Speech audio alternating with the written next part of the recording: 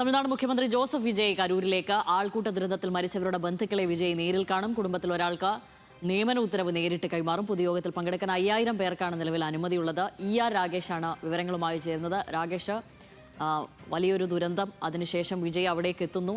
അവർക്ക് ഒരു വേള ഒരു അല്പമെങ്കിലും ഒരു ആശ്വാസം എന്ന നിലയ്ക്ക് കുടുംബത്തിലെ ഒരാൾക്ക് സർക്കാർ ജോലി നിയമന ഉത്തരവുമായിട്ടാണ് അദ്ദേഹം അവിടെ എത്തുന്നത്. എപ്പോഴാണ് അദ്ദേഹം എത്തുക?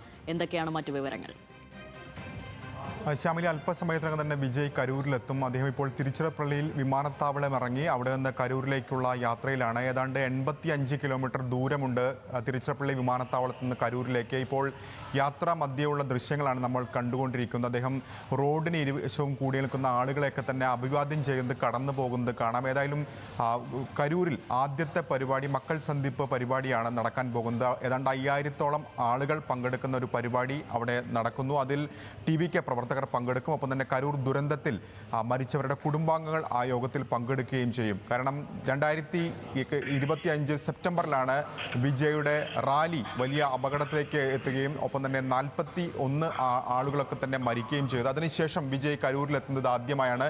കുടുംബാംഗങ്ങളെയൊക്കെ തന്നെ നേരത്തെ അദ്ദേഹം കണ്ടിട്ടുണ്ട്. പ്രത്യേകിച്ച് ആ വർഷം തന്നെ 2025 തന്നെ അദ്ദേഹം കണ്ടിട്ടുണ്ട് ചെന്നൈയിലെ ഒരു ഹോട്ടലിൽ വെച്ച്. പക്ഷേ മുഖ്യമന്ത്രിയായ ശേഷവും അല്ലെങ്കിൽ ആ ദുരന്തത്തിന് ശേഷവുമുള്ള വിജയുടെ സന്ദർശനം ആദ്യമായാണ്. ഇന്നിപ്പോൾ നേരത്തെ തന്നെ വിജയ് സർക്കാർ പ്രഖ്യാപിച്ചിരുന്നതാണ് കുടുംബാംഗങ്ങൾക്ക് ജോലി നൽകുമെന്നുള്ള പ്രഖ്യാപനം. 32 പ്രത്യേകിച്ച് മാനദണ്ഡങ്ങളെല്ലാം പരിശോധിച്ച് 32 പേരുടെ കുടുംബാംഗങ്ങൾക്കാണ് ഇപ്പോൾ ജോലി നൽകാൻ പോകുന്നത്. ആ പരിപാടി നടക്കാൻ പോകുന്നത് 3 മണിക്ക് കളക്ടറേറ്റിൽ വെച്ചാണ്. അതിനു മുൻപാണ് ഈ മക്കൾ സന്ധിപ്പ് പ്രോഗ്രാം പരിപാടി നടക്കുകയും ചെയ്യുന്നത്. ഇതിന് പുറമെ ഒരു വ്യവസായ പദ്ധതി, പ്രത്യേകിച്ച് ചെരുപ്പ് കമ്പനിയുടെ തറക്കല്ലിട ചടങ്ങിനും വിജയ് നേതൃത്വം വഹിക്കുന്നുണ്ട്. അദ്ദേഹമാണ് ചടങ്ങ് നിർവഹിക്കുകയും ചെയ്യും. അങ്ങനെ പ്രധാനപ്പെട്ട 3 പരിപാടികളാണ് ഈ കരൂരിൽ ഇന്ന് നടക്കാൻ പോകുന്നത്. നേരത്തെ തന്നെ ഈ സന്ദർശനം അടക്കം വലിയ രാഷ്ട്രീയ വിവാദമാവുകയും ചെയ്തതാണ്. പ്രത്യേകിച്ച് രാഷ്ട്രീയ പ്രസ്താവനകൾ ഈ സന്ദർശനത്തിൽ അദ്ദേഹം നടത്തരുത് എന്ന് ചൂണ്ടിക്കാണിച്ചുകൊണ്ട് DMK സുപ്രീം കോടതിയെ സമീപിക്കുകയും ഹർജി സുപ്രീം കോടതി തള്ളുകയും ചെയ്തതാണ്. അപ്പോൾ അതിന് പിന്നാലെയുള്ള സന്ദർശനത്തിൽ എന്ത് വിജയ് പറയും എന്നുള്ളത് ഏറ്റവും നിർണായകമായ കാര്യമാണ്. കാരണം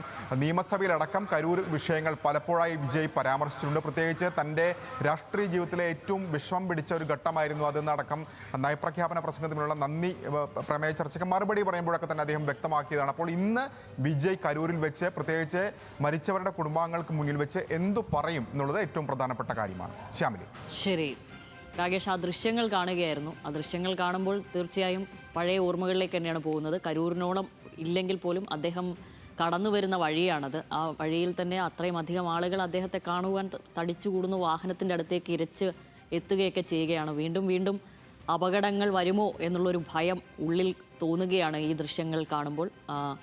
1-2 തവണയല്ല അദ്ദേഹവുമായി ബന്ധപ്പെട്ടുള്ള ഇത്തരം പ്രശ്നങ്ങൾ വരുന്നത്. അദ്ദേഹത്തിൻ്റെ റാലിയുമായി ബന്ധപ്പെട്ട് ഇത്തരം അപകടങ്ങളൊക്കെ സംഭവിക്കുന്നത് അതിൽ ഏറ്റവും വലുത് തന്നെയായിരുന്നു കരൂർ. എന്തായാലും കരൂർ മുഖ്യമന്ത്രി ആയതിനു ശേഷം അദ്ദേഹം എത്തുകയാണ്.